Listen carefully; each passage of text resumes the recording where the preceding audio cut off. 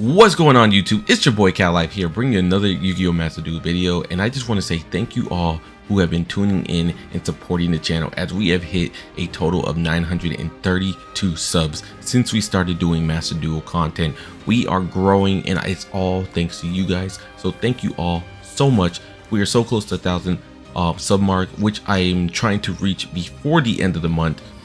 But anyways, if you guys are new to the channel, go ahead and hit that like and subscribe button, as it does help the channel grow. And as you can see, your boy did hit the diamond rank. Now what are we playing? We are playing my updated version of Swordsoul. So far this deck has been going really well for us rank wise. We went ahead and added the addition of the Swordsoul Sacred Summit and then 3 Infinite Impermanences to the deck. Now the reason I added Infinite was because of the fact that there was a time in the video where you're going to see I thought I had one in my deck, so I went to go try to cross it out, and it turned out we did not have it in the deck, so I went ahead and added it. Then I added the second Swordsoul Blackout. Usually people only play one of these cards. I decided to go ahead and play 2 just in case we can at least draw into it early and they don't think that we have it in our hand or face down, right? They'll be thinking it's either called by the grave face down or something else like that.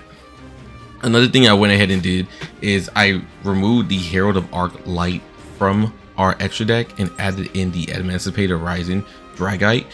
Dragite is really good because you can go ahead and easily summon it off of just your Mo Ye or your Taia, and then if you have a water monster in the graveyard, you can negate a spell or a trap card. So that being the Blackout, that being the Infinite, that being the Call by the Grave, the Crossout, the Desires, you know, any spell or trap on the field, as long as you have a water monster in the grave, and you will have one in your grave because Mo Ye is mostly always going to be in your graveyard. So think about that.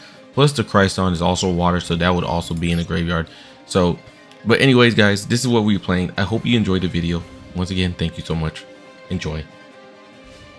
Okay, so on this match we are going to be going second, and they immediately placed one card face down, which I found a little weird. So I was thinking it was Imperm, and they were probably going to be running a Numeron deck since they were going first.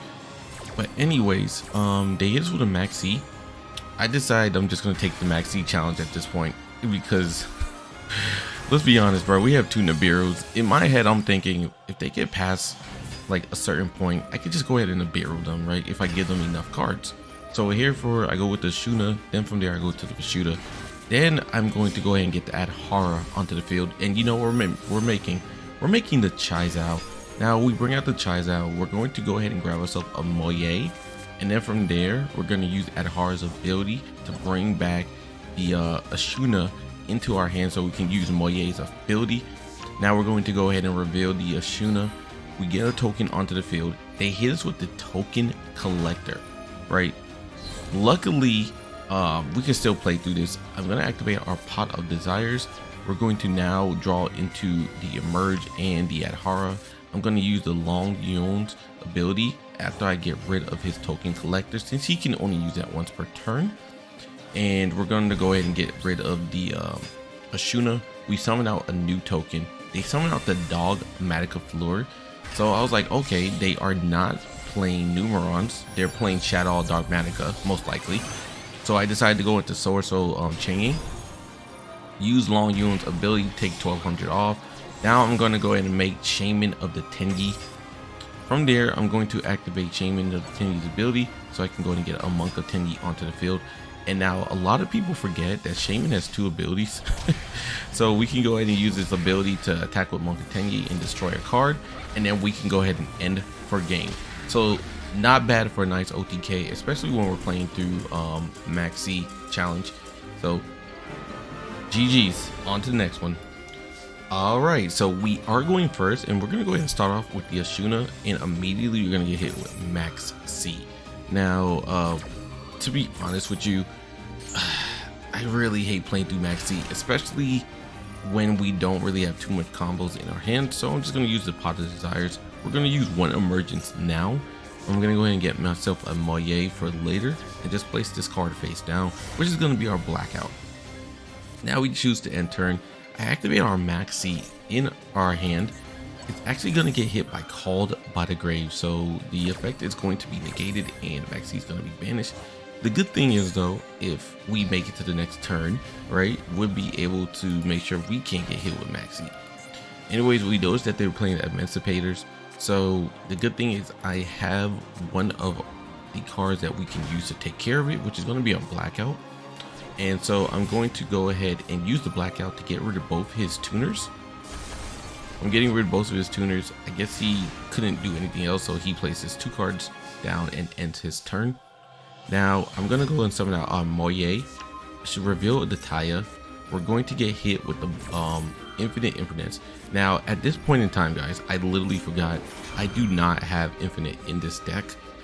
So when I went to go use Crossout, yeah, we just had to just get rid of any card. So I just chose Maxx C, since we couldn't negate that. But so now I'm gonna go ahead and activate the Emergence. From activating Emergence, I can go into a nice little combo, get Longnyuan, summon it onto the field, make sure to avoid the middle slot, that way we can activate effects, which is why I put the token there. Then we're gonna get ourselves a Vishuda. From there, summon out the Chai Zhao. By summoning out Chai Zhao, we're going to chain block it with Mo Ye just in case they had a Ash Blossom. And then I'm gonna go ahead and grab ourselves Effect Veiler. Now if you're wondering why I didn't use Crossout Designator to get rid of Ash, this is why. All 3 of my Ashes would vanish when I use Pot of Desires, so do keep that in mind just in case you were wondering that. Anyways, from here we're going to go into the Monk of Tenyi. And then from the Monk of Tenyi, we're going to activate Vishuda's ability, bounce back that card in their face down to the hand, summon out the Taia using the Sacred Summit. Then we're going to go ahead and banish the Blackout to get a second token onto the field. Now we can do a lot of things. Summon out our Chang'e. From there, you use Longnyuan's ability. And then we're going to summon out Draco. And I believe right here, they decided to go ahead and scoop. As that's just GG's. So it's really nice to go ahead and take out the Emancipated players, because God do we not enjoy them. Alright, so now we are going second once again, and this is probably going to be our last match of the day. So the problem with playing Swordsoul, guys, is majority of the times you do not make it past 2 rounds, right? 2 turns, maybe about 5 turns max.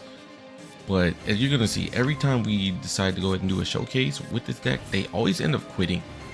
Anyways, they're gonna go ahead and get off the kit to go ahead and summon out the Kijit, the Frigid. From there, they're gonna go into the Bear Brum, and then from Bear Brum, they're going to go and get themselves the Tri-Brigade Revolt, I believe. So from the Ancient Warrior's Oath, now they go into Sheller, and now they're gonna go ahead and get themselves the Revolt.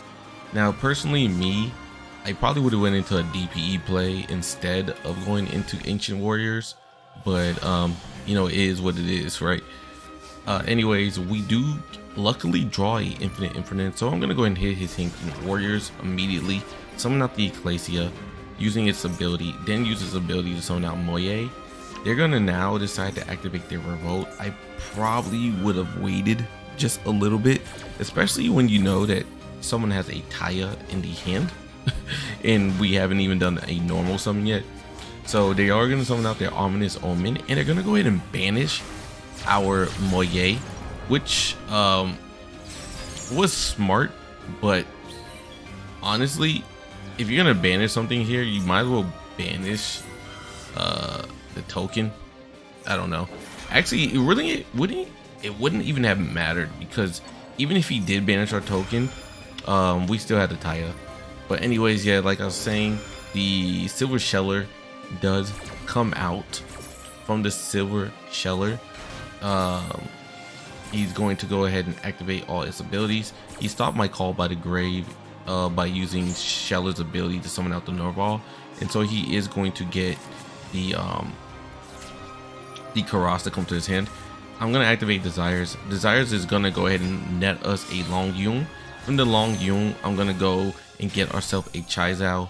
Chai Zhao is going to activate. I'm gonna chain block it with Taia, and then from here what I'm gonna do is go ahead and grab ourselves the Emergence. Now I activate Emergence, and so far so good. I go ahead and grab myself a Mo Ye, and now I can go ahead and get Longnyuan to activate. Now the reason I grabbed Mo Ye is because if you look at our graveyard, right, I wouldn't have been able to summon out Protos because we had light, wind, light, and then water, right?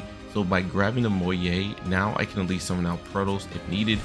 I get the Longnyuan onto the field, use the Ashuna's ability to get the Vishuda, and they're actually going to go ahead and scoop, because what I was going to do is from the Vishuda, just go ahead and summon out the Monk of Tenyi, and then pop his back row back to his hand, right? That way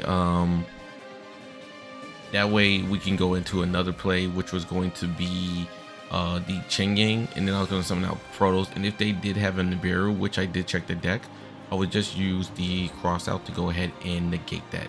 But anyways, guys, thank you all for tuning in. I hope you guys enjoyed the video. Honestly, Swordsoul is a very good deck, but I'm so tired of playing it. But anyways, let's you have a wonderful day. See you.